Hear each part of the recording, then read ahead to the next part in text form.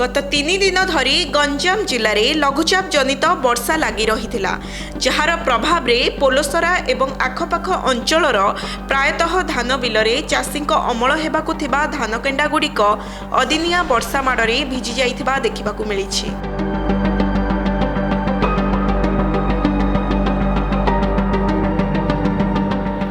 निरीह चाषीटीर गोटे वर्षर परिश्रम को अदिनिया वर्षा आज भसई देइछि, जहाँ चलित वर्ष पोलोसरा ब्लॉक 26 पंचायत रे प्राय 9300 हेक्टर जमी रे धान चाष होइथिबा सूचना मिलथिबा बेले प्राय 90% चाषी धान काटी बिल मध्यरे गदा करी रखिथिले।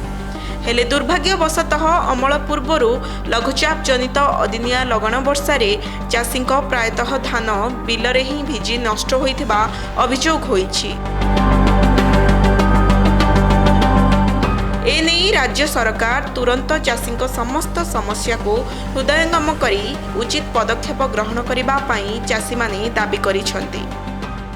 वर्षा तो है प्रबल वर्षा आउे पानी चक्की पानी चाषी मैंने आम मरलु धान चाउल कथा आम तो सरकार किसी बुझलानी किसी ना कौन करूँ।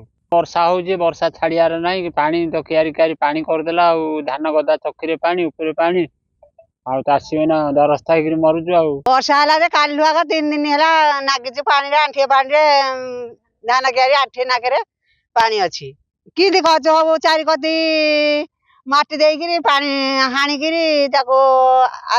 भुआऊँ सेना पकेला बेले आमर 10-15 खंड जमी तो मुझे चाष कर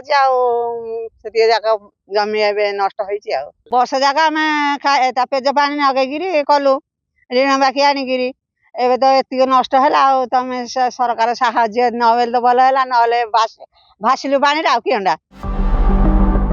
पोलोसरारू मनोज खड़ेई रिपोर्ट सकाळ न्यूज।